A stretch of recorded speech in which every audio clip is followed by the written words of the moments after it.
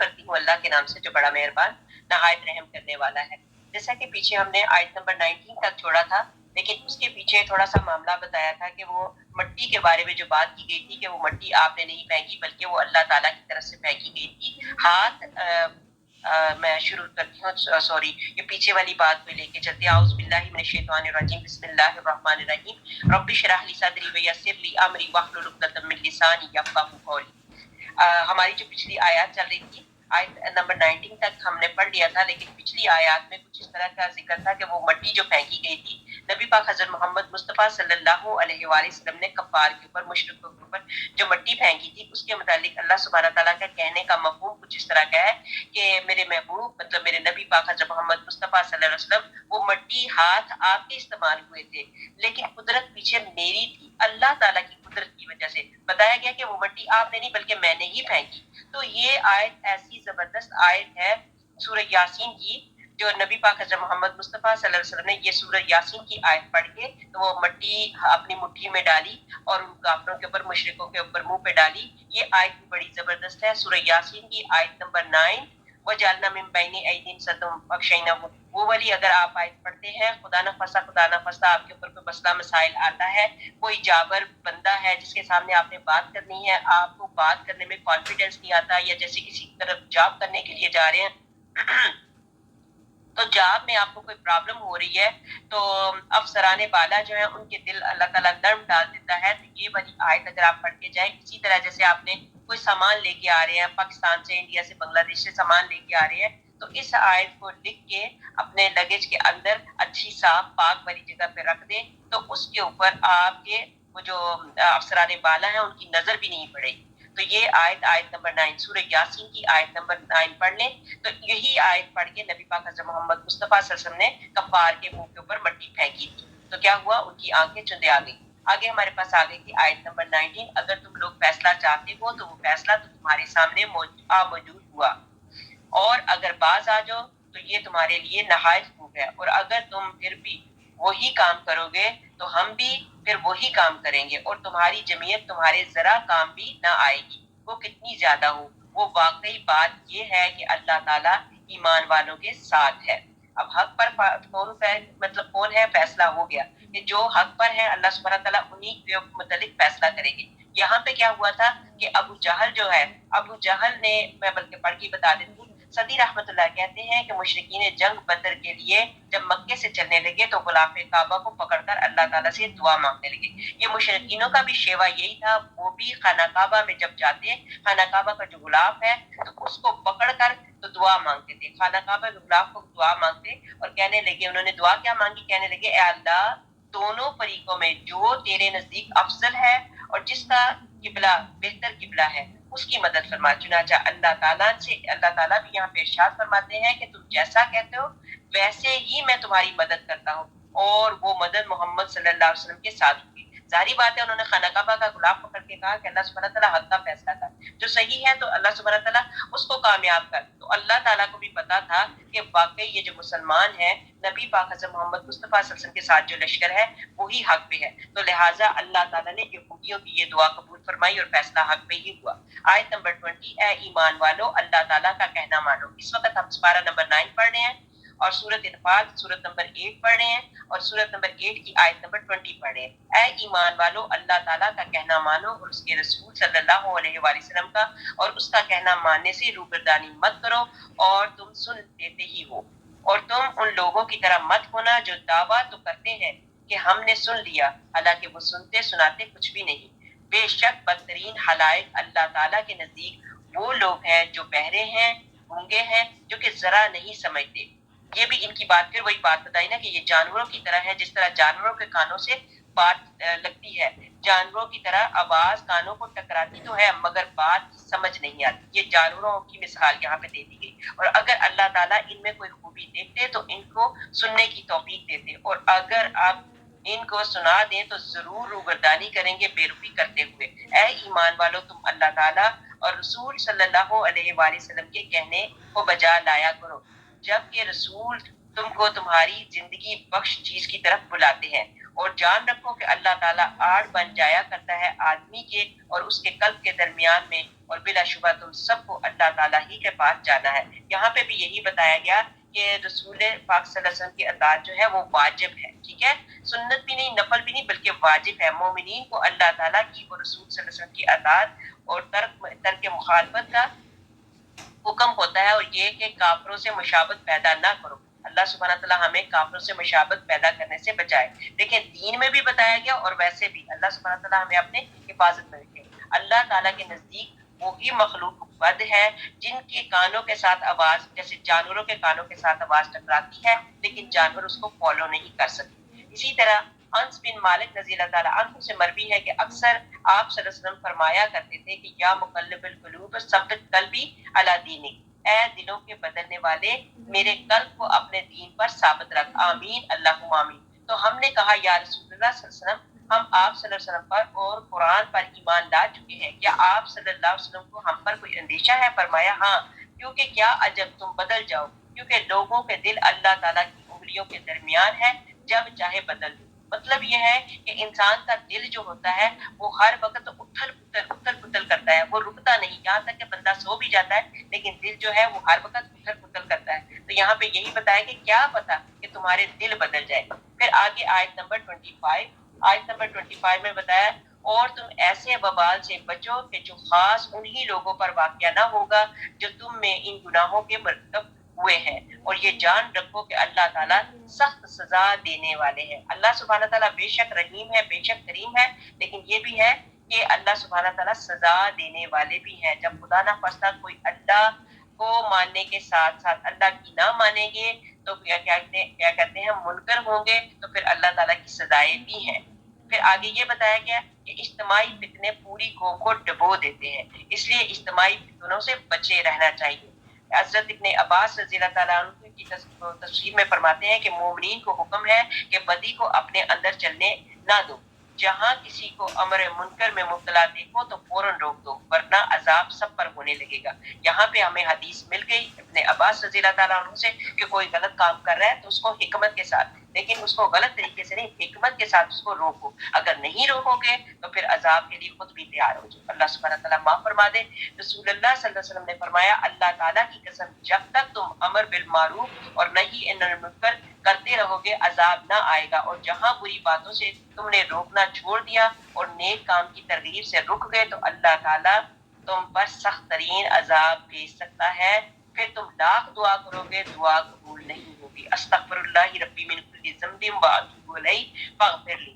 آگے ہمارے پاس آ گئی آیت نمبر 26، سورۃ الانفال کی آیت نمبر 26 پڑھیں، اور اس حالت کو یاد کرو جب کہ تم قلیل تھے، سرزمین میں کمزور شمار کیے جاتے تھے، اس اندیشے میں رہتے تھے کہ تم کو لوگ نوچ خسوٹ نہ لیں، سو اللہ تعالیٰ نے تم کو رہنے کو جگہ دی اور تم کو اپنی نصرت سے قوت دی اور تم کو نفیس چیزیں عطا فرمائی تاکہ تم شکر کرو۔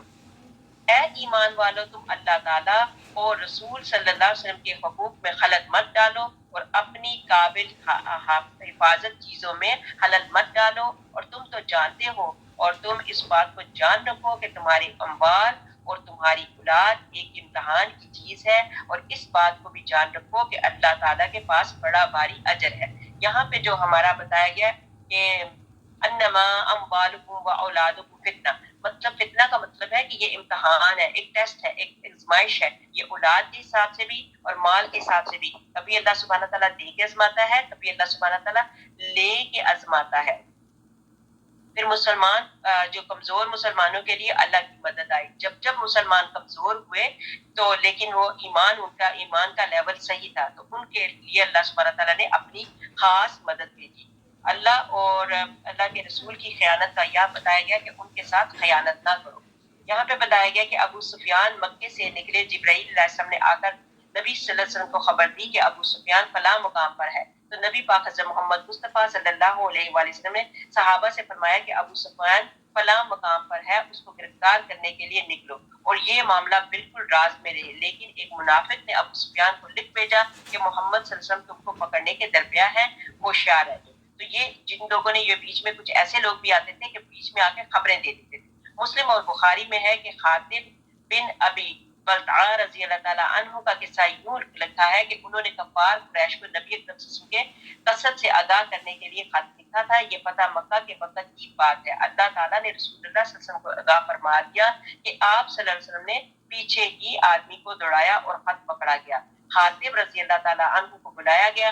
حاطب رضی اللہ تعالیٰ عنہ نے اپنے قصور کا اعتراف کر لیا اور عمر بن خطاب رضی اللہ تعالیٰ عنہ کہنے لگے کہ یا رسول اللہ صلی اللہ علیہ وسلم اس کی گردن اڑا دیجیے, اس نے اللہ اور اللہ کے رسول پاک صلی اللہ علیہ وسلم سے خیانت کی ہے. تو حضور پاک صلی اللہ علیہ وسلم نے فرمایا عمر جانے بھی دو, یہ بدر کے جہاد میں شامل تھا. کیا تمہیں خبر نہیں کہ مجاہدین بدر کے بارے میں اللہ تعالیٰ نے فرما دیا ہے کہ میں نے تمہیں بخش دیا, تمہارے سب گناہ معاف فرما دیے. کہ جب اللہ تعالیٰ نے پہلے ہی ان کے متعلق کر دیا فیصلہ تو لہٰذا ہم ان کو بخش دیتے ہیں, ان کو معاف کر دیتے ہیں. لہٰذا نبی پاک حضرت محمد مصطفیٰ صلی اللہ علیہ وسلم نے ان کو بخش دیا.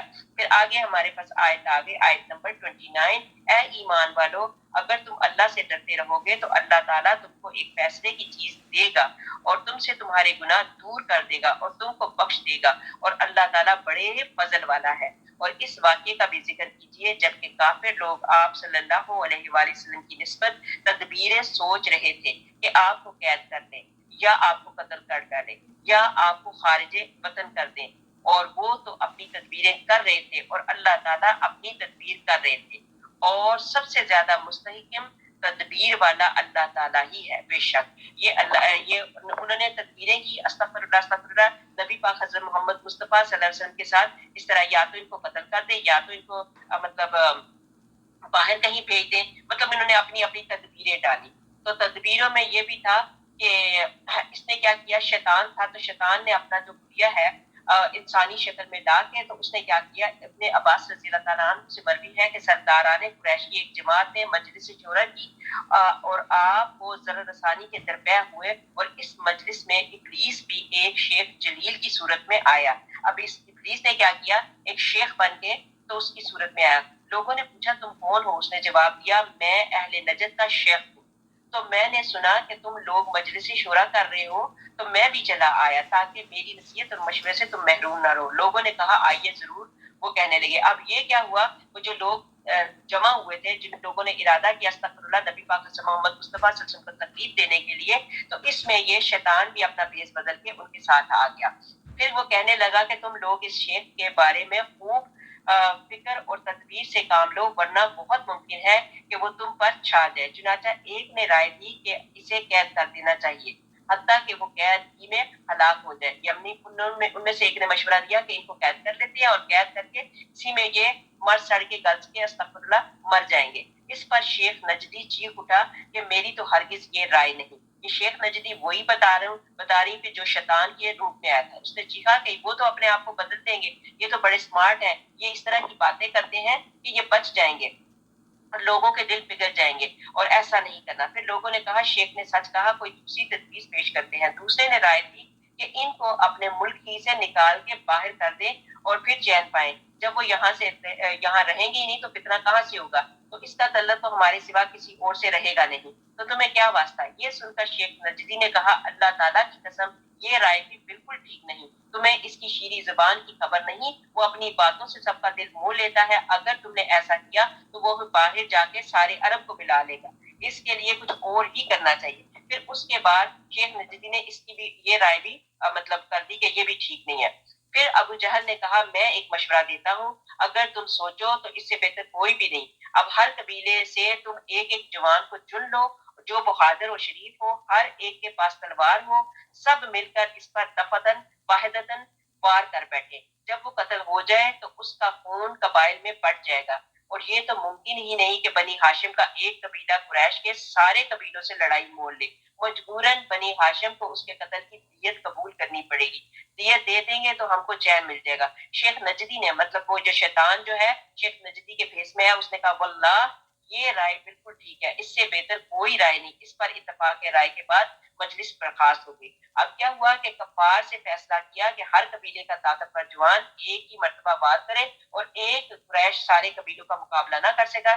تو شیطان نے مطلب ان کو کہا کہ یہ فیصلہ درست ہے, لہٰذا سب نے مل کے وہی فیصلے پہ کر دیا. اب جبرائیل علیہ السلام آئے اور حضور پاک صلی اللہ علیہ وسلم نے کہا کہ آج کی رات بستر پر हुजूर पाक सल्लल्लाहु अलैहि वसल्लम से कहा जिब्राइल अलैहिस्सलाम ने कि अल्लाह का हुक्म है कि आज की रात आप अपने बिस्तर पे ना सोना। काफिरों की साजिश की इत्तला दी, हुजूर पाक सल्लल्लाहु अलैहि वसल्लम उस रात अपने बिस्तर पर ना सोए और उसी वक्त ये वो चाल चलते हैं और अल्लाह ताला भी इनकी चाल इन्हीं के ऊपर अल्लाह ताला ने डाल दी। फिर अल्लाह जो है अल्लाह बड़ा मुदब्बर है। आयत नंबर 31, और जब इनके सामने हमारी आयतें पढ़ी जाती हैं तो कहते हैं कि हमने सुन लिया, अगर हम इरादा करें तो इसके बराबर हम भी कहलाएं, और फिर क्या हम भी कहलाएं, ये तो कुछ भी नहीं है, सिर्फ बेसनद बातें हैं जो पहलुओं से मनकूल चली आ रही हैं। और जब इन लोगों ने कहा कि ए अल्लाह ताला, अगर ये कुरान आपकी तरफ से वाकई है तो हम पर आसमान से पत्थर बरसाइए और या हम पर कोई दर्दनाक अजाब वाक़या कर दीजिए, और अल्लाह ताला ऐसा ना करेंगे कि उनमें आपके होते हुए उनको अजाब दें, और अल्लाह ताला उनको अजाब ना देंगे जिस हालत में कि वो इस्तिग़फ़ार भी करते रहेंगे।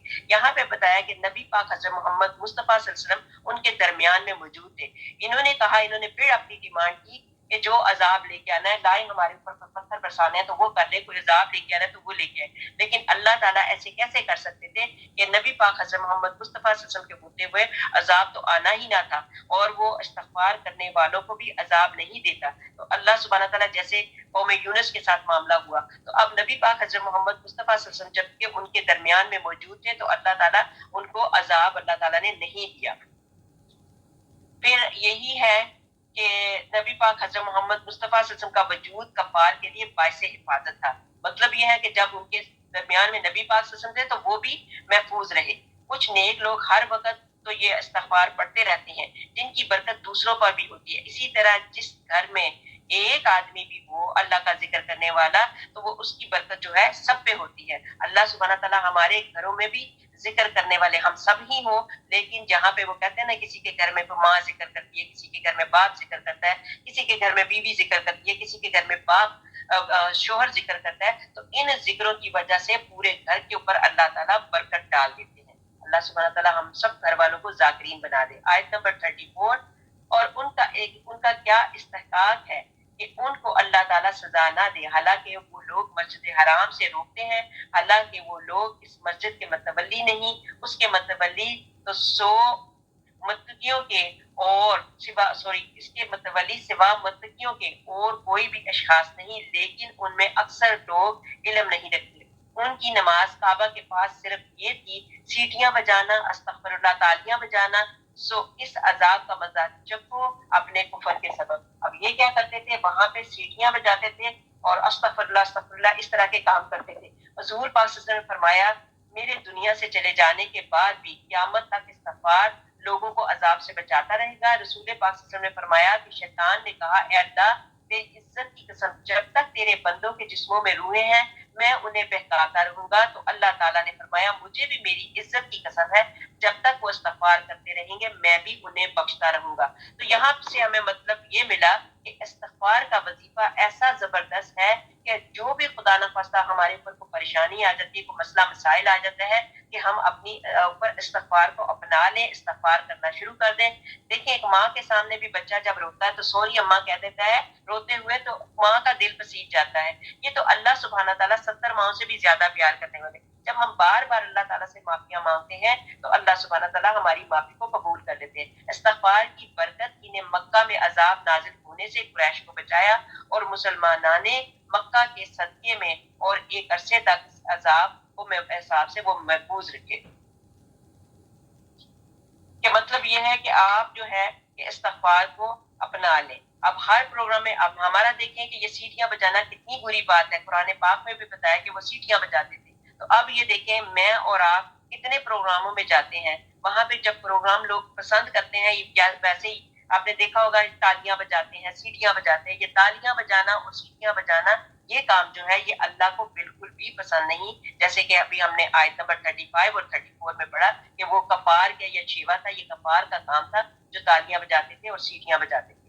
आगे आयत नंबर 36, बिलाशुबा ये काफिर लोग अपने मालों को इसलिए खर्च कर रहे हैं कि अल्लाह ताला की राह रोकें। सो ये लोग तो अपने मालों को खर्च करते ही रहेंगे, फिर वो माल उनके हक में बाइसे हसरत हो जाएंगे, फिर मगलूब हो जाएंगे और काफिर लोगों को दोज़ख की तरफ जमा किया जाएगा ताकि अल्लाह ताला ناپاک کو پاک سے الگ کر دے اور ناپاکوں کو ایک دوسرے سے ملا دے، یعنی ان سب کو متصل کر دے، پھر ان سب کو جہنم میں ڈال دے۔ ایسے لوگ پورے خسارے میں ہیں۔ اب یہاں پہ جو ہم جمع خرچ جو چیزیں ہوتی ہیں ہم خرچ کرتے ہیں، ان کی چیزوں پہ خرچ کرتے ہیں، اپنے مال جو ہے اللہ کے خلاف خرچ کرتے جو ضائع ہو گئے، مطلب جو بھی ہم اپنے مال اللہ کے خلاف خرچ کریں گے وہ تو سارے کے سارے ضائع ہو جائیں گے، پھر حسرت بھی اٹھائیں گے اور ہم انہیں جہنم میں اللہ تعالیٰ کہتے ہیں ہانک دیں گے۔ اب ہم کیا کرتے ہیں، یہ شادی بیاہ کے معاملے ہیں، ہم کیا کرتے ہیں کہ لوگوں سے ادھار بھی لینا پڑا تو لیں گے اور کہیں گے نہیں ہماری عزت کا معاملہ ہے۔ ہم نے لوگوں میں یہ اس طرح کی باتیں کر دی، شادی بیاہ پہ کتنے ناچ گانے یہ جو ساری چیزیں ہوتی ہیں مطلب فضول خرچیاں جو کہ ہمارے دین میں تو اس کا اجازت ہی نہیں ہے، وہ ہم خرچ کرتے ہیں اور اپنے لیے ہی کیا ہے مصیبتیں ڈالتے ہیں۔ تو اللہ تعالیٰ جو ہے خبیث کو طیب سے جدا کر دیں گے، اور جو خبیث چیزیں ہیں خبیث کو خبیث کے ساتھ متصل کر دیں گے، ان کے ساتھ ملا دیں گے۔ اللہ سبحانہ تعالیٰ ہمیں فضول خرچیاں کرنے سے بچا دے اور اللہ کی راہ میں لگانے کی توفیق عطا فرمائے۔ میرے پاس اور آپ کے پاس جو جمع شدہ مال ہے، یہ اگر ہم ابھی اسی وقت اللہ کی راہ میں لگائیں گے، اللہ کا وعدہ ہے اس کو میں دگنا کر کے دوں گا، تگنا کر کے دوں گا، چوگنا کر کے دوں گا۔ لیکن یہ ہے کہ اسی طرح اس مال کو یا تو ہم جمع کر کے رکھ دیں یا بری جگہ پہ لگائیں گے تو کیا ہوگا، جو ہمارا مال بچ جائے گا ہم چلے جائیں گے، پیچھے وہ بھی فتنہ فساد ہی ہوگا، وہ اس کا ہمیں کوئی کام نہیں آئے گا۔ ابھی زندگی ہے، اسی زندگی میں اللہ کی راہ میں خرچ کر دو۔ جیسے اب کسی نے حج کرنے کے لیے جانا ہے، اس کے پاس پیسہ پڑا ہوا ہے لیکن وہ اپنا حج ملتوی مطلب کر دیا، ساری زندگی اس نے حج ہی نہیں کیا، تو پیسہ تو پیچھے پڑا، وہ پیسہ کس کام کا؟ جبکہ آج ابھی اسی وقت میں ہوں، آپ ہے جس نے ابھی حج نہیں کیا، پیسہ پڑا ہوا ہے تو اس کو لگاؤ، اگر صحت بھی ہے، محرم بھی ہے، سارا کچھ ہے تو اپنے حج پہ لگاؤ، اپنے نیک کاموں پہ لگاؤ، اپنے رشتہ داروں کی مدد کرو۔ ابھی یہ جمع کر کے رکھنے کا یہ کیا ہوگا کہ پیچھے ہمارے لیے یہ آفت ہے، یہ فساد ہے، یہ فتنہ ہے۔ آیت نمبر 38، آپ ان کافروں سے کہہ دیجئے کہ اگر یہ لوگ باز آ جائیں تو ان کے سارے گناہ جو پہلے ہو چکے ہیں سب معاف کر دیے جائیں گے۔ یہاں پہ اللہ نے اعلان کر دیا، یہ کافروں کی بات ہو رہی ہے، تو یہ کافروں کو اللہ تعالیٰ معاف کرنے کے لیے تیار ہے اگر وہ توبہ کر لیتے ہیں۔ تو ہم تو مسلمانوں کے گھر میں پیدا ہوئے ہیں، ہم تو کلمے پہ چل رہے ہیں، ہم تو ماشاءاللہ لا قوت الا باللہ 5 وقتہ نمازی بھی ہیں، ہم نبی پاک حضرت محمد مصطفیٰ صلی اللہ علیہ وسلم سے محبت بھی کرتے ہیں، تو ہم توبہ کریں گے تو اللہ ہماری توبہ تو ان سے بھی زیادہ قبول کریں گے۔ میں اور آپ اس وقت اللہ تعالیٰ سے توبہ کرتے ہیں، اللہ زندگی میں جہاں کہیں غلطیاں ہو گئی ہمیں معاف فرما دے۔ پھر آگے بتایا گیا کہ سب معاف کر دیے جائیں گے اور اپنی ہی عادت کو ایسی ہی رکھیں گے تو کفار سابقین کے حق میں قانون نافذ ہو چکا ہے، اور تم ان سے اس حد تک لڑو کہ ان میں فساد کا جو عقیدہ نہ رہے اور دین اللہ تعالیٰ ہی کا ہو جائے۔ پھر اگر یہ باز آ جائیں تو اللہ تعالیٰ ان کے اعمال کو خوب دیکھتے ہیں، اور اگر روگردانی کریں تو یقین رکھو کہ اللہ تعالیٰ تمہارا رفیق ہے اور وہ بہت اچھا رفیق ہے اور وہ بہت اچھا مددگار ہے۔ نعم المولا و نعم النصیر، یہ وظیفہ جو آپ پڑھتی ہیں آیت نمبر 40، نعم المولا و نعم النصیر اگر پڑھیں تو اللہ سبحانہ تعالیٰ اگر خدا نخواستہ آپ کے ساتھ کوئی مشکل ہے تو اللہ سبحانہ تعالیٰ آسانی کر دے گا۔ یہ آسانی والا وظیفہ ہے۔ اہل ایمان کی جنگ کا مقصد بتایا جا رہا ہے کہ اہل ایمان کس طرح کس وجہ سے جنگ کرتے ہیں۔ فتنہ کا مطلب اور اختتام فتنہ تک، مطلب فتنہ ایسے کرو کہ بالکل اختتام تک ہو جائے، جب تک فتنہ اختتام تک نہ ہو آپ اپنا جہاد کو جاری رکھو۔ یہاں پہ یہ حکم ہے کہ اپنے جہاد کو جاری رکھو، اس وقت جہاد کرو، اس وقت تک جہاد کرو جب تک کہ فتنہ ختم نہ ہو جائے، کافروں کی طاقت کو توڑ دو۔ اب یہی ہے وہ ایک شعر ہے نا، اٹھ باندھ کمر کیا ڈرتا ہے، پھر دیکھ خدا کیا کرتا ہے۔ اپنی کمر کو باندھ دو، اس کے اوپر پورے جم جاؤ، تو پھر دیکھو اللہ تعالیٰ کیا کرتے ہیں۔ کہتے ہیں کہ اسامہ رضی اللہ تعالیٰ عنہ نے ایک شخص پر تلوار اٹھائی، اس نے کہا لا الہ الا اللہ، لیکن اسامہ رضی اللہ تعالیٰ عنہ نے تلوار مار دی اور قتل کر دیا۔ نبی پاک حضرت محمد مصطفیٰ صلی اللہ علیہ وسلم کو خبر پہنچی تو نبی پاک حضرت محمد مصطفیٰ صلی اللہ علیہ وسلم نے فرمایا کہ لا الہ الا اللہ کے بعد تم نے اس کو کیوں قتل کر دیا؟ اب تو تم قیامت کے روز اللہ کے سامنے کیا کہو گے؟ اسامہ نے عرض کیا کہ یا رسول اللہ صلی اللہ علیہ وسلم، اس نے تو صرف اپنے بچاؤ کے لیے یہ کلمہ پڑھا تھا۔ نبی پاک حضرت محمد مصطفیٰ صلی اللہ علیہ وسلم نے فرمایا کیا تم نے اس کے دل کو چیر کر دیکھا تھا کہ وہ مطلب یہ دکھاوے کے لیے پڑھ رہا ہے؟ تو اب تم اللہ کو، پھر بار بار نبی پاک صلی اللہ علیہ وسلم نے یہی کلمہ کہا کہ اب تم اللہ کو کیا منہ دکھاؤ گے، اب تم اللہ تعالیٰ کو منہ کیا دکھاؤ گے۔ اللہ اکبر۔ یہاں پہ ہمارا سپارہ نمبر 9 جو ہے کمپلیٹ ہو گیا۔ اب انشاءاللہ تعالیٰ سپارہ نمبر 10 सूरत अल-अनफाल की चल रही है और ये क्या कहते हैं सूरत नंबर 8 है और सूरत नंबर 8 की आयत नंबर 41। बिस्मिल्लाहिर्रहमानिर्रहीम। जान लो कि तुम जिस किस्म की जो कुछ गनीमत हासिल करो उसमें से 5वां हिस्सा तो अल्लाह ताला का है। ये बात बड़े गौर से सुनिए कि जो गनीमत का माल मिलता है, गनीमत का माल आपको भी समझाऊंगी वो क्या होता है। एक गनीमत का माल होता है, एक व्यय का माल होता है।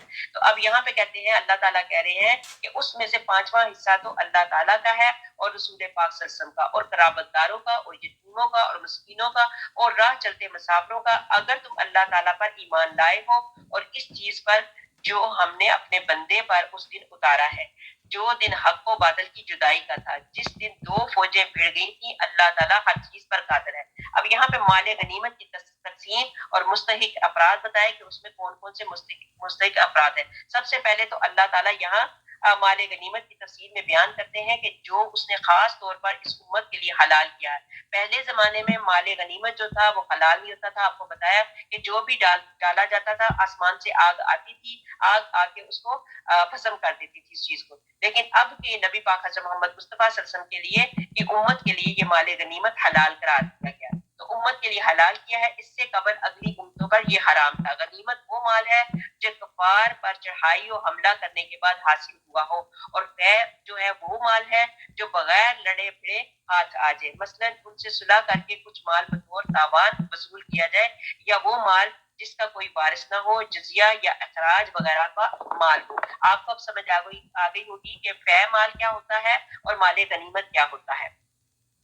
अब यहाँ पे ये बताया गया कि इब्ने अब्बास रजी अल्लाह ताला अन्हु का बयान है कि जब हजूर पाक सल्लल्लाहु अलैहि वसल्लम कोई लश्कर भेजते और गनीमत का माल मिलता तो आप सल्लल्लाहु अलैहि वसल्लम उनके 5 हिस्से करते, और फिर 5वां हिस्सा जो 5वां हिस्सा होता था, मतलब 4 हिस्से उनके और 5वां जो हिस्सा होता था, 5वें हिस्से के 5 हिस्से कर डालते। फिर आप सल्लल्लाहु अलैहि वसल्लम ने यही आयत तिलावत फरमाई जो अभी मैंने पढ़ी है। तो अब यह देखें कि पहले जमाने में, अब जब नबी पाक हज़रत मोहम्मद मुस्तफा सल्लल्लाहु अलैहि वसल्लम को नबूवत मिल गई, उससे पहले तो नबी पाक हज़रत मोहम्मद मुस्तफा सल्लल्लाहु अलैहि वसल्लम बकरियां बेच चराते थे, सारे काम किए।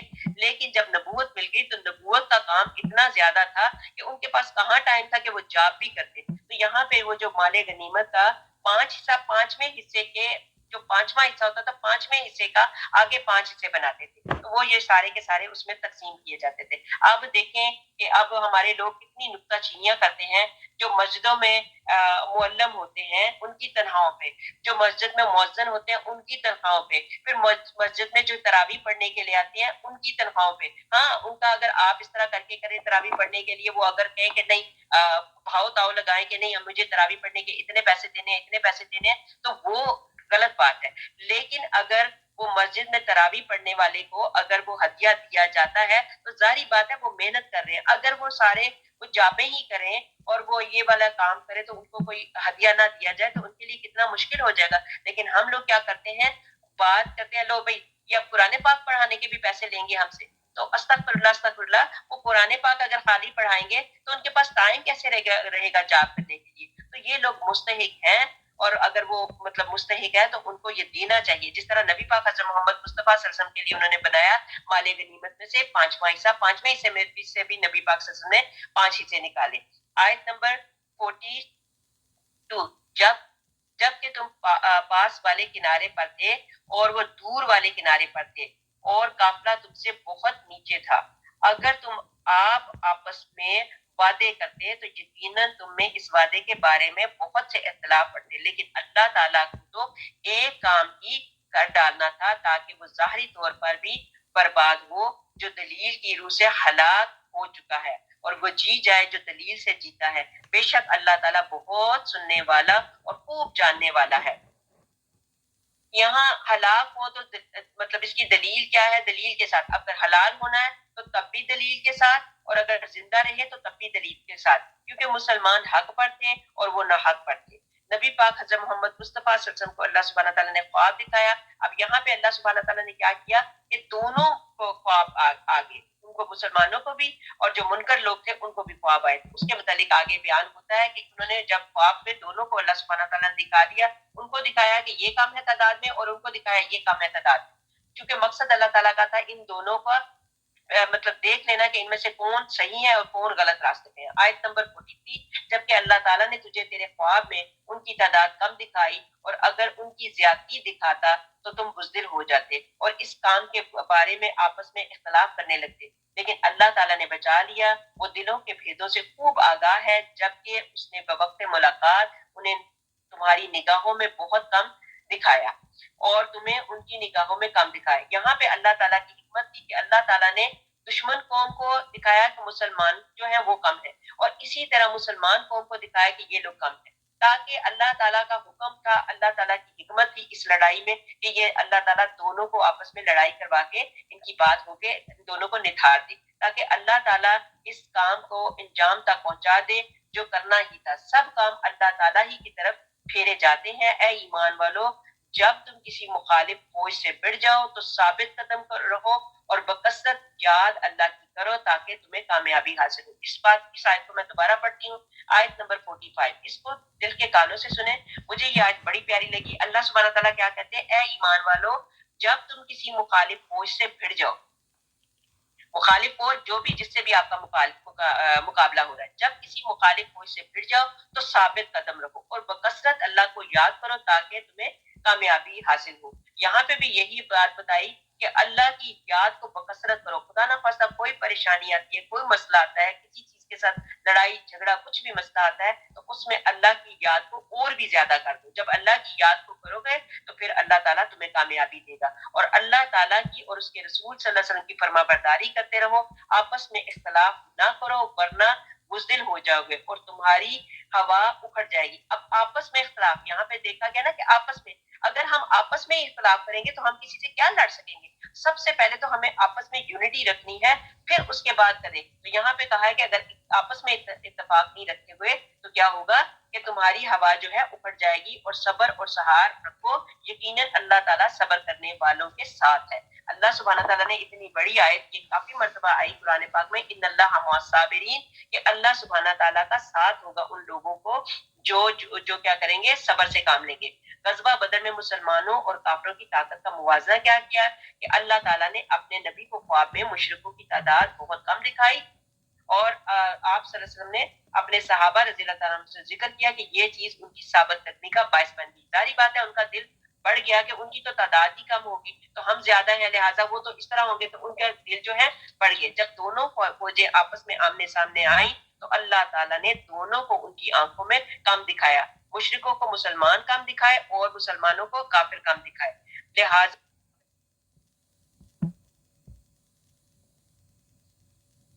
मुसलमानों को काफिर कम दिखाए, लिहाजा दोनों को जमे रहने के लिए ऐसा किया कि फिर जब जंग शुरू हुई तो अल्लाह ताला ने मुसलमानों को ज्यादा दिखाया, लिहाजा मुसलमानों को यहाँ पे कामयाबी हुई। ये बात हो रही है गज़वा बदर की और अदाब कत्ल की। तिबरानी में है कि 3 वक्तों में अल्लाह ताला को खामोशी पसंद है। वो कौन से 3 वक्त हैं? तलावत कुरान पाक के वक्त, जहाद के वक्त और जनाजे के वक्त। और हदीस में है कि मेरा कामल बंदा वो है जो दुश्मन के मुकाबले के वक्त भी मेरा जिक्र करता रहे, यानी इस हाल में भी मेरे जिक्र को, मुझसे दुआ करने को और मुझसे फरियाद करने को तर्क ना करे। लिहाजा यहाँ पे फिर दोबारा यही बताया गया, जो अल्लाह ताला का जिक्र करता है तो अल्लाह सुब्हानहू तआला उसको कामयाब करते हैं। आयत नंबर 47, उन लोगों जैसे ना बनो जो हक को धक्का देने और लोगों में खुदनुमाई करने के लिए अपने शहरों से चले और अल्लाह की राह से रोकने लगे।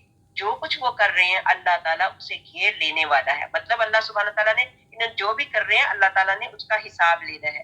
जबकि उनके अमाल शैतान उन्हें जीनतदार दिखा रहा था और कह रहा था कि लोगों में से कोई भी आज तुम पर गालिब नहीं आ सकता। अब शैतान जो था उन लोगों को बहका रहा था, जो अपने चेले जो हैं उसके कहने पे चलने वाले जो लोग हैं, जो मुशरिकीन लोग थे, शैतान जो लोग थे, शैतान लोगों को बहका रहा था कि तुम ही गालिब आओगे, तुम ही कामयाब होगे। और फिर कहता है मैं खुद भी तुम्हारा हमायती हूँ। अब वो कुछ लोग होते हैं ना, वो कहते हैं कि तुम आगे चलो हम तुम्हारे पीछे पीछे हैं। तो शैतान ने ये काम किया कि मैं तुम आगे आगे चलो, मैं तुम्हारे साथ साथ हूँ, मैं तुम्हारा हमायती हूँ। लेकिन जब दोनों जमातें नमूदार हुई तो वो अपनी एड़ियों के बल पीछे हट गया। ये किसकी बात हो रही है? शैतान की बात हो रही है।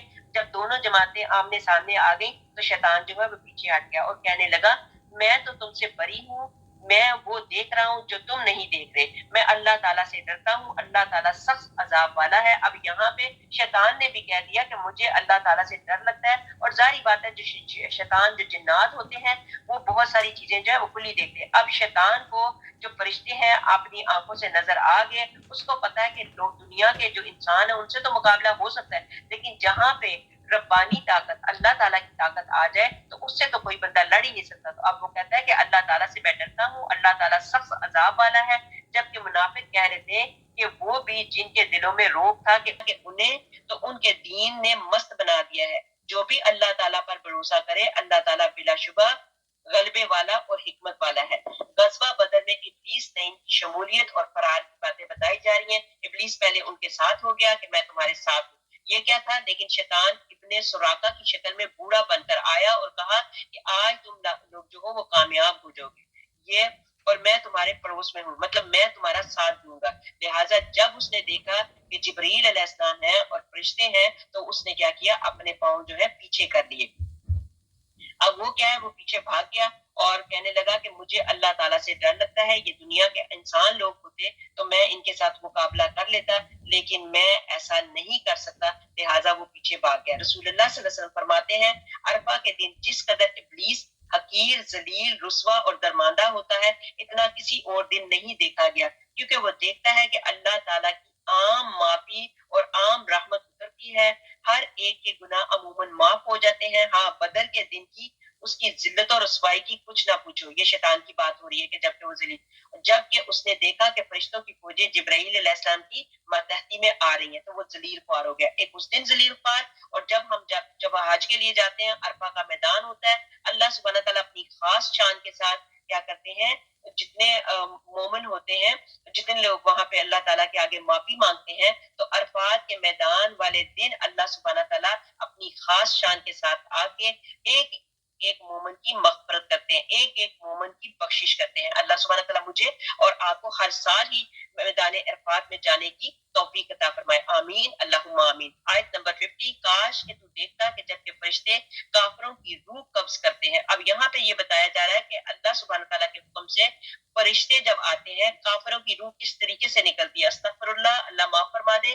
کاش کہ تو دیکھتا جب کہ فرشتے کافروں کی روح قبض کرتے ہیں تو ان کے منہ پر اور ان کی کمروں پر مارتے ہیں، تم جلنے کا عذاب چکھو بسبب ان کاموں کے جو تمہارے ہاتھوں نے پہلے ہی بھیج رکھا ہے، بے شک اللہ تعالیٰ اپنے بندوں پر ظلم کرنے والا نہیں۔ یہاں پہ بھی اللہ سبحانہ تعالیٰ کہتے ہیں کہ میں کوئی ظالم نہیں ہوں، میں کوئی ٹیررسٹ نہیں ہوں، استغفر اللہ استغفر اللہ، میں رحمان ہوں، میں رحیم ہوں۔ لیکن جن کافروں نے کام ایسے برے کیے ان کے لیے اللہ سبحانہ تعالیٰ نے خاص فرشتے مقرر رکھے ہوئے ہیں، اور یہ کافر جب ان کے سامنے چیخیں بھی ماریں، جو مرضی کریں، ان فرشتوں کے اوپر کوئی اثر نہیں ہوگا۔ ان فرشتوں کا کام ہے کہ جس طرح اللہ تعالیٰ نے ان کی جانیں نکالنے کے لیے کہا ہے اسی طرح نکالیں گے، اسی طرح ان کی جان نکال کے کریں گے۔ اب یہاں پہ کفار پر حالت نزاع اور فرشتوں کی سختی کا بتایا گیا۔ کاش کہ تو اے پیغمبر دیکھتا کہ فرشتے کس طرح بری طرح کافروں کی روح قبض کرتے ہیں اور اس وقت ان کے چہروں پر اور کمروں پر مار کر کہتے ہیں کہ آگ کا عذاب اپنی بدعمالیوں کے بدلے میں چکھو۔ یہ بھی مطلب بیان کیا گیا کہ یہ واقعہ بھی بدر کے دن کا ہے کہ سامنے سے ان کافروں کے چہروں پر تلواریں پڑتی تھیں اور جب بھاگتے تھے تو پیٹھ پر وار پڑتے تھے۔ فرشتے ان کا خوب کیا کہتے ہیں گرمتا بنا رہے تھے۔ ایک صحابی رضی اللہ تعالیٰ عنہ نے حضور پاک صلی اللہ علیہ وسلم سے کہا کہ میں نے ابو جہل کی پیٹھ پر کانٹوں کے سے نشان دیکھے تھے، تو آپ صلی اللہ علیہ وسلم نے فرمایا ہاں یہ فرشتوں کی مار کے نشان ہے۔ استغفر اللہ ربی من کل ذنب واتوب الیہ فاغفر لی۔ آیت نمبر 52، مثل فرعونیوں کے حال کے اور ان سے اگلوں کے کہ انہوں نے اللہ تعالیٰ کی آیتوں سے کفر کیا، بس اللہ تعالیٰ نے ان کے گناہوں کے باعث انہیں پکڑ لیا۔ اللہ تعالیٰ یقیناً قوت والا اور سخت عذاب والا ہے۔ اللہ اکبر۔ جب یہ آیتیں پڑھی جاتی ہیں بے شک اللہ تعالیٰ قوت والے ہیں اور عذاب والے ہیں، اسی وقت اللہ سبحانہ تعالیٰ سے دعا کرے اللہم لا تجعلنا منکم، اللہ سبحانہ تعالیٰ ان میں ہمیں نہ شامل فرمانا۔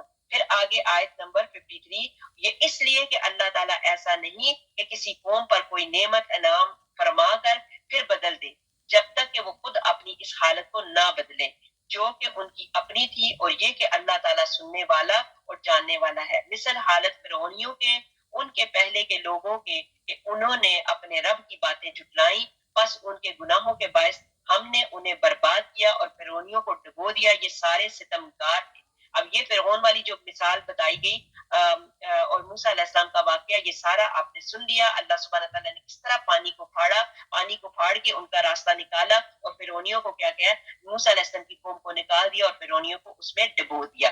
حضرت برہ رضی اللہ تعالیٰ عنہ کی حدیث میں ہے کہ اس بری حالت میں سکرات موت کے وقت جب کہ کافر کے پاس ملک الموت آتے ہیں تو فرماتے ہیں اے خبیث روح، چل گرم ہواؤں اور گرم پانی اور گرم سائے کی طرف، بس وہ روح بدن میں چھپتی پھرتی ہے، آخر اسے جبرن گھسیٹا جاتا ہے جس طرح کے کسی زندہ شخص کی کھال کو اتارا جائے، استغفر اللہ استغفر اللہ، جس طرح کے کسی زندہ شخص کی کھال کو اتارا جائے اسی کے ساتھ رگیں اور پٹھے بھی آ جاتے ہیں، استغفر اللہ استغفر اللہ استغفر اللہ۔ اللہ سبحانہ تعالیٰ عذابوں سے مومنوں کو بچائے اور اللہ سبحانہ تعالیٰ مجھے اور آپ سب کو مومنوں میں شامل فرمائے۔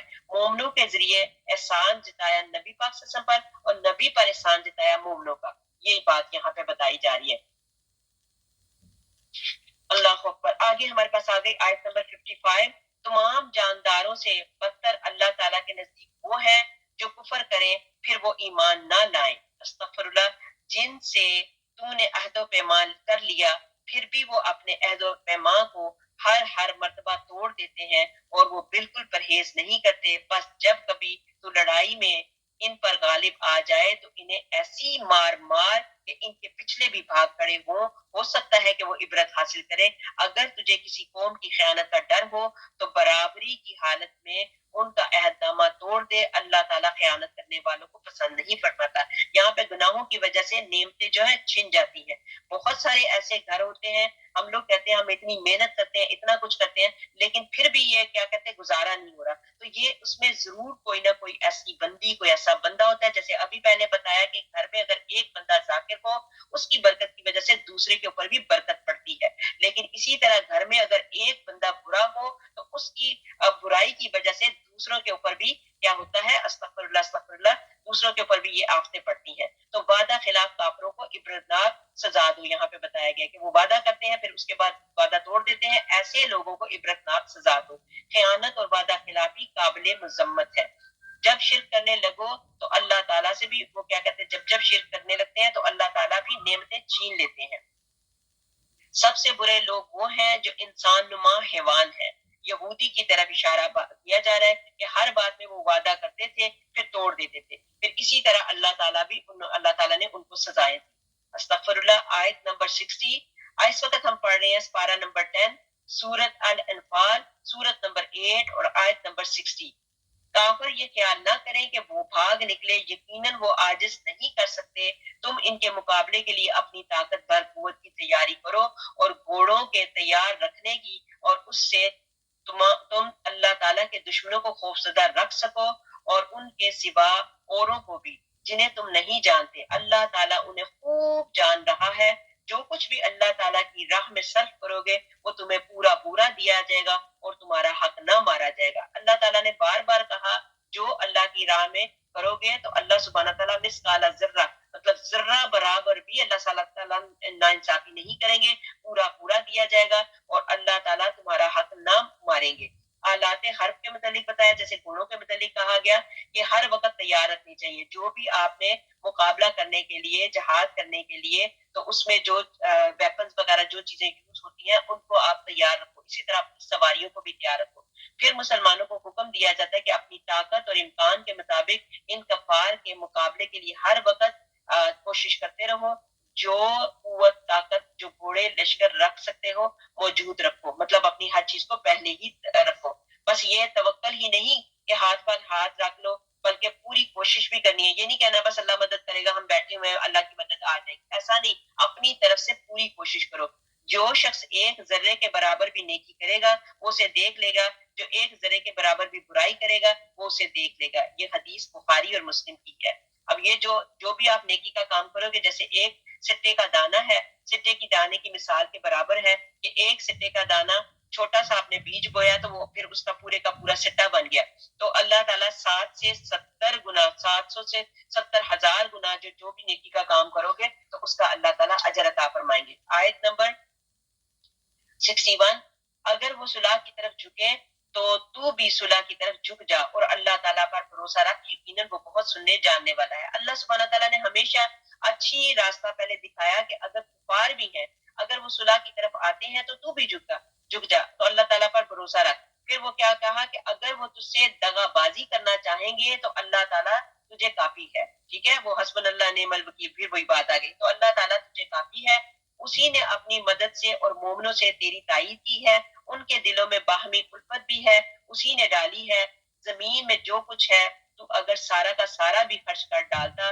تو بھی ان کے دل آپس میں نہ ملا سکتا، یہ تو اللہ تعالیٰ ہی نے ان میں الفت ڈال دی ہے، وہ عزتوں اور حکمتوں والا ہے۔ اب یہاں پہ ہے کہ احسان جتایا، کہ جہاں آپ کا یہاں پہ کیا بتایا گیا کہ لوگوں نے نبی پاک حضرت محمد مصطفیٰ صلی اللہ علیہ وسلم کو جب مدد کی ضرورت پڑی تو لوگوں نے کیا کہا، صحابہ نے کیا کہا کہ آپ جو ہمیں حکم دیں گے ہم وہ کریں گے، ہم وہ کام نہیں کریں گے جیسے موسیٰ علیہ السلام کے ساتھ ان کے حواری تھے تو ان سے کہا کہ ساتھیوں کا ساتھ، تو انہوں نے کہا کہ ہم تو ساتھی ہیں، ہم یہاں پہ بیٹھے ہوئے، موسیٰ آپ خود ہی چلے جائیں آگے، لیکن نبی پاک حضرت محمد مصطفیٰ صلی اللہ علیہ وسلم کے ساتھ لوگوں نے کہا کہ ہم پورا ساتھ دیں گے، جہاں آپ کا پسینہ ہوگا وہاں ہمارا خون چلے گا۔ اب یہاں پہ ایک بات بتائی جا رہی ہے، پہلے تو کافروں سے کہا کہ بوقت ضرورت صلح کر لو، اگر وہ اپنا سرنڈر ہو جاتے ہیں تو صلح کر لو، لیکن اگر سرنڈر نہیں ہوتے تو پھر ان کا مقابلہ کرنا ہے۔ پھر یہاں پہ عبدہ بن ابی لبابہ فرماتے ہیں کہ میری حضرت مجاہد رحمۃ اللہ سے ملاقات ہوئی، آپ نے مجھ سے مصافحہ کر کے فرمایا کہ جو دو شخص اللہ تعالیٰ کی راہ میں محبت رکھنے والے آپس میں ملتے ہیں، ایک دوسرے سے خندہ پیشانی سے ہاتھ ملاتا ہے تو دونوں کے گناہ ایسے جھڑ جاتے ہیں جیسے درخت کے خشک پتے۔ میں نے کہا یہ کام تو بہت آسان ہے، فرمایا یہ نہ کہو، یہی الفت وہ ہے جس کی نسبت جناب باری تعالیٰ فرماتا ہے اگر تو روح زمین کے خزانے خرچ کر دے تو بھی یہ تیرے بس کی بات نہیں کہ دلوں میں الفت اور محبت پیدا کر دے۔ یہ اللہ تعالیٰ کی حکمت ہے جس کے دل میں اللہ سبحانہ تعالیٰ جس طرح محبت پیدا کرتے ہیں۔ آیت نمبر 64، اے نبی صلی اللہ علیہ وسلم تجھے اللہ تعالیٰ کافی ہے، وہ مومن جو تیری پیروی کر رہے ہیں۔ اے نبی صلی اللہ علیہ وسلم ایمان والوں کو جہاد کا شوق دلاؤ، اگر تم سے 20 بھی صبر کرنے والے ہوں گے تو 200 پر غالب رہیں گے، اور کیا کہتے ہیں اگر تم میں سے 100 ہوں گے تو 1000 کافروں پر غالب رہیں گے، اس واسطے کہ وہ سمجھ لوگ ہیں، وہ بے سمجھ لوگ ہیں، اس واسطے کہ وہ بے سمجھ لوگ ہیں۔ اچھا اب اللہ تعالیٰ تمہارا بوجھ ہلکا کرتا ہے، وہ خوب جانتا ہے کہ تم میں ناتوانی ہے، بس اگر تم میں سے 100 صبر کرنے والے ہوں گے تو وہ 200 پر غالب رہیں گے، اور اگر تم میں سے 1000 ہوں گے تو وہ اللہ تعالیٰ کے حکم سے 2000 پر غالب رہیں گے۔ اللہ تعالیٰ صبر کرنے والوں کے ساتھ ہے۔ یہاں پہ پھر دوبارہ اللہ سبحانہ تعالیٰ نے کہہ دیا واللہ مع الصابرین، پھر اللہ تعالیٰ صبر کرنے والوں کے ساتھ ہے، لہٰذا جب کبھی کوئی مسئلہ آئے صبر کر لو تو اللہ سبحانہ تعالیٰ کا ساتھ ہوگا۔ اور وہ کیا ہے کہ اگر تم 100 ہو تو اللہ سبحانہ تعالیٰ 200 کافروں پہ تمہیں غالب کر دے گا۔ عمیر بن اسحاق رحمۃ اللہ علیہ کہتے ہیں کہ سب سے پہلی چیز جو لوگوں میں سے اٹھ جائے گی وہ الفت اور محبت ہے۔ طبرانی میں ہے کہ رسول اللہ صلی اللہ علیہ وسلم فرماتے ہیں کہ مسلمان جب اپنے مسلمان بھائی سے مل کر اس سے مصافحہ کرتا ہے تو دونوں کے گناہ ایسے جھڑ جاتے ہیں جیسے درخت کے خشک پتے تیز ہوا سے، ان کے سب گناہ معاف کر دیے جاتے ہیں وہ سمندر کی جھاگ جتنے ہوں۔ اللہ سبحانہ تعالیٰ ہمیں آپس میں بہن بھائی بن کے رہنے کی توفیق عطا فرمائے، بھائیوں کو بھائیوں کے ساتھ اللہ سبحانہ تعالیٰ اتفاق کرنے کی توفیق عطا فرمائے۔ یہ دیکھیں بہت ساری جگہوں پہ ایسے سگے بھائی، آپ نے دیکھا کہ ہمارے یوسف علیہ السلام کے ساتھ کیا معاملہ ہوا، وہ بھی تو بھائی تھے تو انہوں نے بھائیوں کے ساتھ بھائی کے ساتھ کیا معاملہ فرمایا، لیکن اینڈ پہ اللہ سبحانہ تعالیٰ نے ان کے والد صاحب کی دعا قبول فرمائی، والد صاحب نے بھی دعا کب کی، تہجد کے ٹائم پہ دعا کی، تو تہجد کی ٹائم کی دعاؤں میں قبولیت ہوتی ہے۔ اور یہ ہے کہ اپنے بھائیوں کے ساتھ اسی طرح اپنی بہنوں کے ساتھ صلح صفائی کے ساتھ رہنا چاہیے، ان کے ساتھ اتفاق سے رہنا چاہیے۔ یہاں پہ بتایا کہ جب اپنے مسلمان بھائی سے مل کر اس سے مصافحہ کرتا ہے تو یہ بہت پیاری بات ہے کہ ایک مسلمان اپنے مسلمان بھائی سے ہاتھ ملاتا ہے، مصافحہ ہاتھ ملانے کو کہتے ہیں، تو دونوں کو گناہ ایسے جڑ جاتے ہیں کہ جیسے درخت کے خشک پتے۔ اللہ سبحانہ تعالیٰ ہمیں، ہمارے شوہر ہیں، ہمارے شوہروں کے بھائی ہیں، ان کے ساتھ ان کے اتفاق والی باتیں کرنی چاہیے تاکہ آپ کے شوہر کے بھی گناہ جھڑ جائیں اور ان کے شوہر کے بھائی کے بھی گناہ جھڑ جائیں۔ عورتیں جو ہوتی ہیں یہ عورتیں ہی سبب بنتی ہیں زیادہ صلح صفائی کرنے کی، تو اللہ سبحانہ تعالیٰ ہمیں صلح کرنے والوں میں شامل فرما دے۔ پھر جہاد کی ترغیب بتائی گئی اور پھر صحابہ رضی اللہ تعالیٰ عنہ کا شوق جہاد بتایا گیا کہ ان کے اندر جہاد کا شوق ڈالیں۔ پھر آگے ہمارے پاس آگے آیت نمبر 67، نبی صلی اللہ علیہ وسلم کے ہاتھ میں قیدی نہیں چاہیے جب تک کہ ملک میں اچھی طرح خون ریزی کی جنگ نہ ہو جائے. تم تو دنیا کے مال چاہتے ہو اور اللہ تعالیٰ کا ارادہ آخرت کا ہے. اللہ تعالیٰ ہے زور آور با حکمت. اگر پہلے ہی سے اللہ تعالیٰ کی طرف سے بات لکھی ہوئی نہ ہوتی تو جو کچھ تم نے لیا ہے اس بارے میں تمہیں کوئی بڑی سزا ہوتی. اور بس جو کچھ حلال اور پاکیزہ غنیمت تم نے حاصل کی ہے خوب کھاؤ پیو، اللہ تعالیٰ سے ڈرتے رہو، یقیناً اللہ تعالیٰ غفور اور رحیم ہے. یہاں پہ حلال رزق کھانے والوں کی دعائیں قبول ہوتی ہیں. جو لوگ حلال رزق کھاتے ہیں اللہ سبحانہ تعالیٰ ان کی دعاؤں کو قبول فرماتے ہیں. ایک مسلمان کئی کافروں پر بھاری ہے. 70 قیدیوں کا مقابلہ حضرت عباس رضی اللہ تعالیٰ عنہ کے ہاتھوں کی رسی کا معاملہ بتایا گیا کہ حضرت عمر رضی اللہ تعالیٰ عنہ کہا کہ اپنے قریب ترین لوگوں کو بھی قتل کر دیا جاتے تو وہ مانتے. اب یہاں پہ ہے ماننے والے. نبی پاک حضرت محمد مصطفیٰ صلی اللہ علیہ وسلم نے نرمی کے متعلق بتایا کہ بدر کے قیدی جو تھے جنگی اسیروں کا حکم بتایا گیا کہ انہوں نے کیا کیا. وہ نبی پاک حضرت محمد مصطفیٰ صلی اللہ علیہ وسلم نے صحابہ کرام سے مشورہ لیا کہ ان قیدیوں کا اب کیا کرنا چاہیے. تو اللہ تعالیٰ نے انہیں تمہارے قبضے میں دے دیا ہے، بتلاؤ کیا ارادہ ہے. حضرت عمر بن خطاب رضی اللہ تعالیٰ عنہ نے کھڑے ہو کر عرض کیا کہ ان کی گردنیں اڑا دی جائیں. آپ کو پتا ہے کہ جیسے حضرت عمر رضی اللہ تعالیٰ عنہ کی طبیعت جو تھی بڑی جلالی تھی، ظاہری بات ہے ان لوگوں کے متعلق انہوں نے دیکھا، نبی پاک صلی اللہ علیہ وسلم نے مشورہ مانگا تو حضرت عمر خطاب رضی اللہ تعالیٰ عنہ نے کہا کہ ان کی گردنیں اڑا دی جائیں. لیکن نبی پاک حضرت محمد مصطفیٰ صلی اللہ علیہ وسلم کو یہ بات پسند نہ آئی، انہوں نے اپنا منہ پھیر لیا.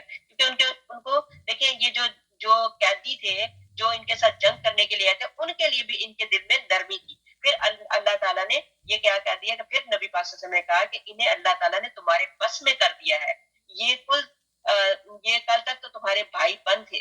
پھر اب حضرت عمر رضی اللہ تعالیٰ عنہ نے کھڑے ہو کر اپنا جواب دہرایا جیسے پہلے کہا تھا. نبی پاک صلی اللہ علیہ وسلم نے پھر منہ پھیر دیا اور پھر وہی فرمایا.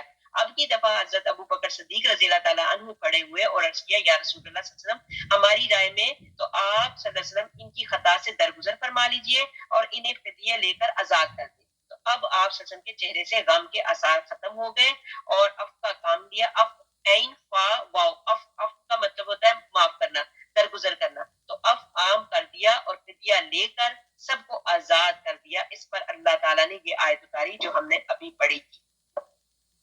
آگے بتایا گیا کہ اور تمہاری مثال حضرت عیسیٰ علیہ السلام جیسی ہے جو کہیں گے کہ اللہ تعالیٰ اگر تو انہیں عذاب کرے تو وہ تیرے بندے ہیں اور اگر تو انہیں بخش دے تو تو عزیز اور حکیم ہے. حضرت عیسیٰ علیہ السلام نے اللہ سبحانہ تعالیٰ کے آگے اپنے جب وہ ان کے معاملہ ہوا تھا حواریوں والا تو اس وقت حضرت عیسیٰ علیہ السلام نے دعا کی تھی، اتنی خوبصورت دعا کہ حضرت عیسیٰ علیہ السلام نے کہا تھا کہ جو کہیں گے کہ اللہ تعالیٰ اگر انہیں عذاب کرے تو وہ تیرے بندے ہیں. اب حضرت عیسیٰ علیہ السلام نے اللہ تعالیٰ سے کہا کہ اللہ سبحانہ تعالیٰ اگر آپ کے بندے تو آپ کے ہیں، اگر آپ ان کو مطلب عذاب کریں تو وہ آپ کے بندے ہیں، آپ جو چاہیں کر سکتے ہیں، لیکن اگر آپ انہیں بخش دیں تو آپ تو عزیز اور حکیم ہیں. تو اللہ تعالیٰ کو حضرت عیسیٰ علیہ السلام کی یہ ادا، یہ دعا جو ہے بہت زیادہ پسند آئی.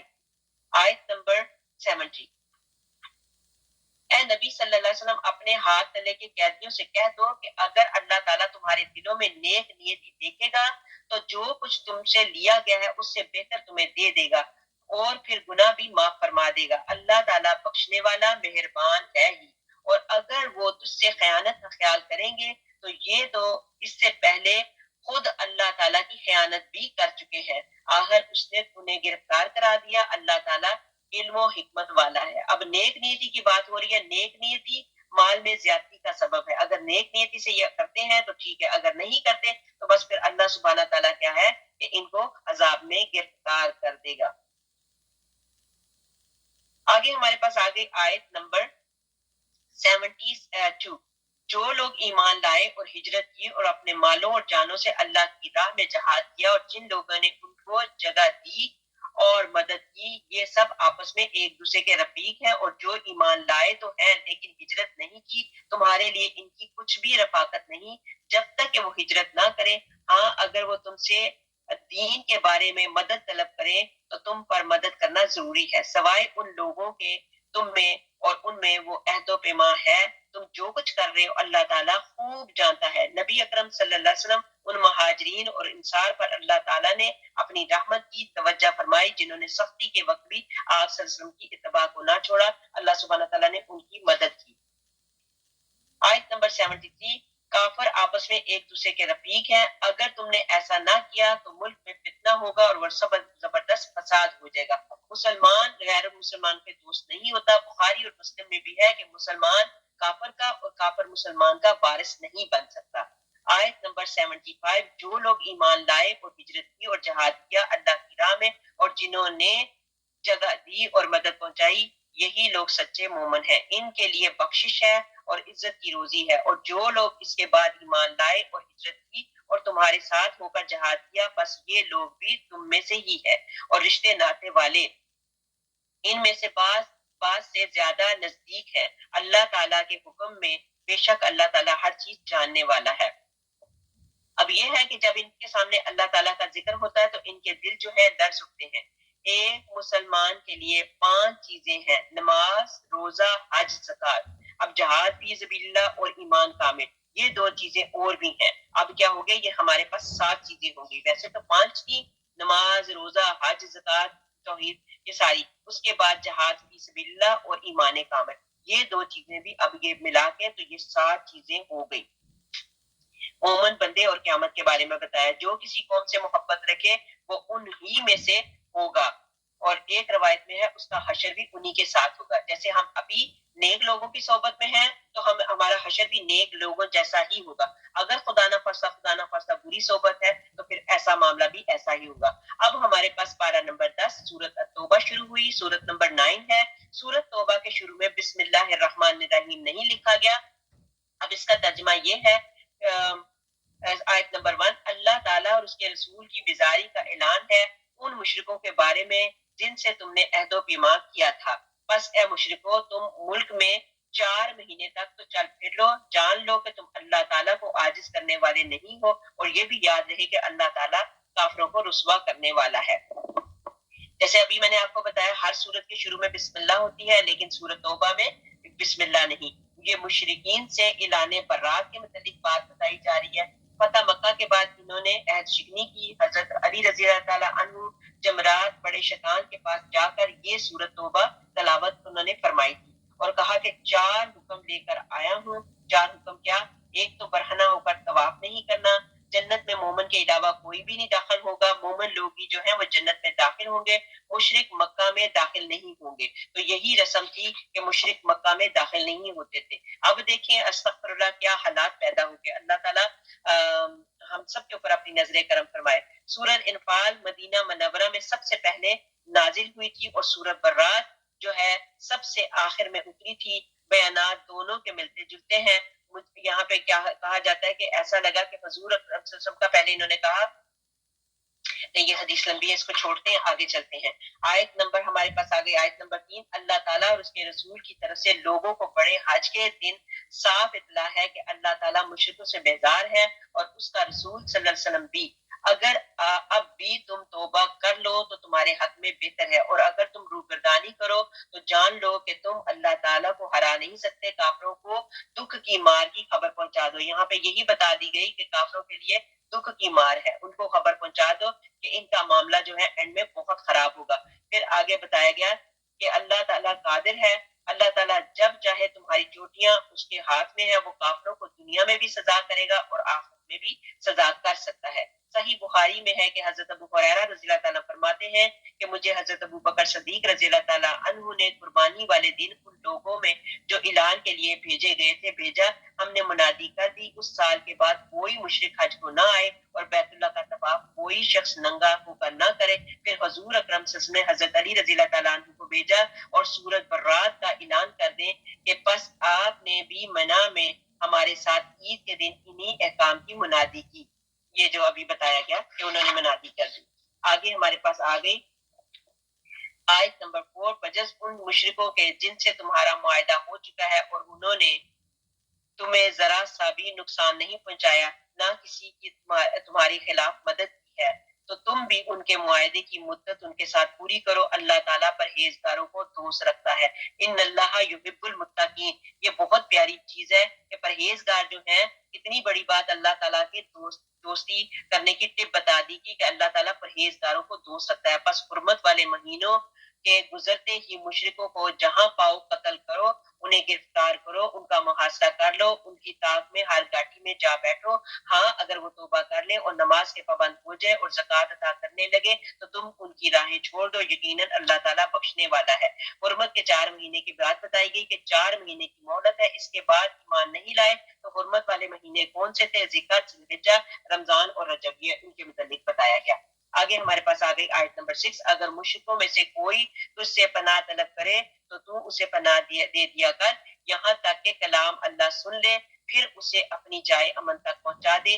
یہ اس لیے کہ یہ لوگ بے علم ہیں، مطلب جو ایمان لے آئے، جو صحیح ہو جائے تو ان کے لیے کوئی مسئلہ نہیں۔ مجاہد رحمۃ اللہ فرماتے ہیں کہ جو تیرے پاس دینی باتیں سننے کے لیے آئے، خواہ وہ کوئی ہی کیوں نہ ہو اور امن میں سے ہے، یہاں تک کہ کلام اللہ سنے، پھر جہاں سے آیا ہے وہاں با امن پہنچ جائے۔ آیت نمبر 8، مشرکوں کا عہد اللہ تعالیٰ اور اس کے رسولوں کے نزدیک کیسے رہ سکتا ہے مگر جن سے تم نے عہد و پیمان مسجد حرام کے پاس کیا ہے، جب تک کہ وہ لوگ تم سے معاہدہ نبھائیں تم بھی ان سے وفاداری کرو، اللہ تعالیٰ احتیاط رکھنے والوں سے محبت رکھتا ہے۔ اب پھر وہی آیا گیا، اللہ تعالیٰ احتیاط رکھنے والوں سے محبت رکھتا ہے، ان کے وعدوں کا کیا اعتبار، ان کا اگر تم پر غلبہ ہو جائے تو نہ تو یہ قرابت داری کا خیال کریں نہ عہد و پیمان کا، اپنی زبان سے تو تمہیں پرچا رہے ہیں لیکن دل نہیں مانتے، ان میں سے اکثر تو فاسق ہیں۔ مطلب ان کے جو قلبی معاملات کو ظاہر کر دیا گیا کہ ان کے دل جو ہے انکار کرتے ہیں، منکر ہیں۔ پھر انہوں کو یہ بتایا کہ ان کے لیے 2-3 آپشن رکھ دی یا ان کو مہلت دی، 4 مہینے ہیں، یا مسلمان ہو جاؤ۔ نبی پاک حضرت محمد مصطفیٰ صلی اللہ علیہ وسلم کو اللہ تعالیٰ کی طرف سے حکم ہوا کہ ان کو مہلت دی جائے، کیسی دی جائے؟ یا تو 4 مہینوں میں مطلب یا مسلمان ہو جاؤ یا یہاں سے نکل جاؤ یا پھر جنگ کے لیے تیار ہو جاؤ۔ پھر ان کو یہ آپشن دی گئی کہ ان میں سے جو چاہتے ہو تم کر لو، کرنے کے لیے تیار ہو تو ٹھیک ہے، مسلمان مشروط طور پر عہد کی پابندی کریں۔ پھر آگے ہمارے پاس آ گئی آیت نمبر 10، انہوں نے اللہ تعالیٰ کی آیتوں کو بہت کم قیمت پر بیچ دیا اور ان کی راہ سے اٹک گئے، بہت برا ہے جو یہ کر رہے ہیں، یہ تو کسی مسلمان کے حق میں کسی رشتہ داری کا یا عہد کا مطلق لحاظ نہیں کرتے، یہ ہیں ہی حد سے گزرنے والے۔ اب بھی اگر یہ توبہ کر لیں اور نماز کے پابند ہو جائیں اور زکوٰۃ دیتے رہیں تو تمہاری دینی بھائی ہے، ہم تو جاننے والوں کے لیے اپنی آیتیں کھول کھول کر بیان کرتے ہیں۔ یہ پھر اللہ تعالیٰ نے یہی بتایا کہ کفار کی برائیاں، کفار میں بہت ساری برائیاں، یہ تو وقت کے منتظر ہیں، ان کا بس چلے تو یہ تمہیں کچے چبا ڈالیں، نہ قرابت داری کو دیکھیں، نہ وعدوں کی پاسداری کرے، نہ اس سے جو ہو سکے وہ تکلیف تم پر توڑے اور خوش ہو۔ یہ ہے ہی مشرک اگر توبہ کر کے سچے مسلمان بن جائیں تو وہ تمہارے دینی بھائی ہیں، تب تم ان سے ناراضگی نہ کرو اگر یہ سچے مسلمان بن جاتے ہیں۔ آیت نمبر 12، اگر یہ لوگ عہد و پیمان کے بعد بھی اپنی قسموں کو توڑ دیں اور تمہارے دین میں تانا زنی کریں تو تم بھی ان سرداران کفر سے پھر جاؤ اور ان کی قسمیں کوئی چیز نہیں، ممکن ہے کہ اس طرح وہ بھی باز آ جائے۔ تم ان لوگوں کی سرکوبی کے لیے کیوں تیار نہیں ہوتے جو اپنی قسموں کو توڑ دیتے ہیں اور پیغمبر کو جلا وطن کرنے کی فکر میں رہیں اور خود ہی اول بار تم سے چھیڑ کریں؟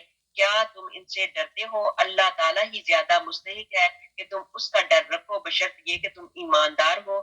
ان سے تم جنگ کرو، اللہ تعالیٰ تمہارے ہاتھوں عذاب کرے گا، انہیں ذلیل و رسوا کرے گا، تمہیں ان پر مدد دے گا اور مسلمانوں کے کلیجے ٹھنڈے کرے گا، ان کے دل کا غم و غصہ دور کرے گا اور جس کی طرف چاہے گا رحمت سے توجہ فرمائے گا۔ اللہ تعالیٰ جانتا، بوجھتا اور حکمت والا ہے۔ بدہدی اور تانا زنی کرنے والوں کے یہ ان کے کیا کہتے ہیں ان کے دانت کھٹے کر دینے والا جواب دو۔ اللہ تعالیٰ کی طرف سے حکم آیا کہ ان ایسے لوگوں کو جواب دو۔ اللہ تعالیٰ نے مسلمانوں کے دلوں کو ٹھنڈا کر دیا، یہی بتایا گیا کہ یہ ان کے اندر نہ خوف ہوگا نہ کچھ، یہ ایک دوسرے کو اس طرح کر کے کرتے ہیں۔ آگے ہمارے پاس آگے آیت نمبر 16، کیا تم یہ سمجھ بیٹھے ہو کہ تم چھوڑ دیے جاؤ گے، حالانکہ اب تک اللہ تعالیٰ نے تم میں سے انہیں ممتاز نہیں کیا جو مجاہد ہیں اور جو اللہ تعالیٰ کے اور اس کے رسول صلی اللہ علیہ وسلم کے اور مومنوں کے سوا کسی اور کو دلی دوست نہیں بناتے۔ اللہ تعالیٰ خوب خبردار ہے ہر اس کام سے جو تم کر رہے ہو۔ ناممکن ہے کہ مشرک اللہ تعالیٰ کی مسجدوں کی آبادی کر لیں اور خود اپنے کفر کے آپ ہی گواہ ہیں۔ ان کے اعمال غارت اور عقارت ہیں اور وہ دائمی طور پر جہنمی ہے۔ اللہ کی مسجدوں کی رونق اور آبادی تو ان کے حصے میں ہے جو اللہ تعالیٰ پر اور قیامت کے دن پر ایمان رکھتے ہوں، نمازوں کے پابند ہوں، زکوٰۃ دیتے ہوں، اللہ تعالیٰ کے سوا کسی سے نہ ڈرتے ہوں، یہی لوگ یقیناً راہ یافتہ ہیں۔ یہاں پہ بتایا جاتا ہے کہ تم ان نجس لوگوں سے خوف کھاتے ہو، اگر تم مومن ہو تو تمہارے دل بجز اللہ تعالیٰ کے کسی سے خوف نہیں کھانا چاہیے۔ خوف کھاؤ تو صرف اور صرف اللہ تعالیٰ کی ذات سے۔ جہاد اور مسلمانوں کا اللہ تعالیٰ کا یہ امتحان ہے، جو جہاد اور یہ جو ہے وہ مسلمانوں کا امتحان ہے جب اللہ تعالیٰ لے۔